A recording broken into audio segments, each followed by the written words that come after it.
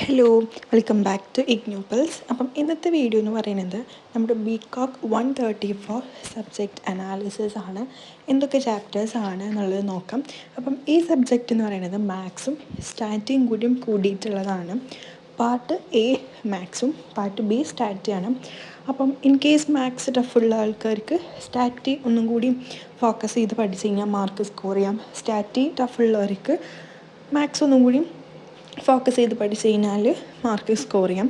ഇപ്പോൾ മാത്സിലാണെങ്കിലും അങ്ങനെ ഭയങ്കര ടഫായിട്ടുള്ള ടോപ്പിക്സ് ഒന്നുമല്ല, നമുക്ക് പെട്ടെന്ന് തന്നെ പഠിച്ചെടുക്കാൻ പറ്റുന്ന ടോപ്പിക്സാണ്. നമുക്ക് നോക്കാം എന്തൊക്കെയാണ് മാത്സ് ടോപ്പിക്, അതായത് മാത്സ് സബ്ജക്റ്റിൽ ഏതൊക്കെയാണ് വരുന്നതെന്ന് നോക്കാം. ഫസ്റ്റ് മെട്രിക്സ് ആണ്. അതിൽ മെട്രിക്സ്, ഡിറ്റർമിനൻസും അങ്ങനത്തെയൊക്കെ അത് കുറച്ചുകൂടി ഈസിയാണ്. മാത്സ് ആണെങ്കിൽ കൂടിയും പെട്ടെന്ന് പഠിക്കാൻ പറ്റുന്നതാണ്. പിന്നെ സെക്കൻഡ് ചാപ്റ്റർ എന്ന് പറയുന്നത് ഡിഫറൻഷ്യൽ കാൽക്കുലസ് ആണ്. അതാണ് കുറച്ച് പാടുള്ളത്.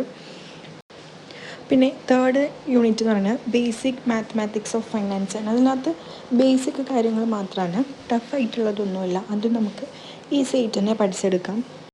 അപ്പോൾ മാത്സിൽ ഈ 3 ചാപ്റ്റേഴ്സാണ് വരുന്നുള്ളൂ. ഇനി അടുത്തതായിട്ട് നമുക്ക് സ്റ്റാറ്റിയിൽ ഏതൊക്കെയാണ് ചാപ്റ്റേഴ്സ് എന്നുള്ളത് നോക്കാം.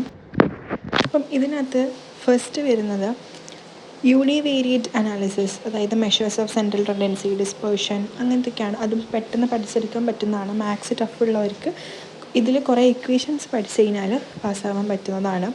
പിന്നെ വരുന്നത് കോറിലേഷൻ, റിഗ്രഷൻ ആണ്. അടുത്തത് ടൈം ബേസ്ഡ് ഡാറ്റ അനാലിസിസ്, അതായത് index numbers, time series analysis, ഇതൊക്കെയാണ് വരുന്നത്. ഇത്രയൊക്കെയാണ് മാത്സിലും സ്റ്റാറ്റിലും വരുന്ന ചാപ്റ്റേഴ്സും. നമുക്ക് പെട്ടെന്ന് തന്നെ പഠിച്ചെടുക്കാം. ഇത് ബേസ്ഡ് ആയിട്ടുള്ള വീഡിയോസ് പെട്ടെന്ന് തന്നെ ചെയ്യാം. അപ്പം ഇഗ്നോ റിലേറ്റഡ് കോണ്ടൻറ്റ്സിനായിട്ട് നമ്മൾ ചാനൽ സബ്സ്ക്രൈബ് ചെയ്യുക. അടുത്ത വീഡിയോ ആയിട്ട് പെട്ടെന്ന് തന്നെ വരുന്നതായിരിക്കും. Till then take care and by.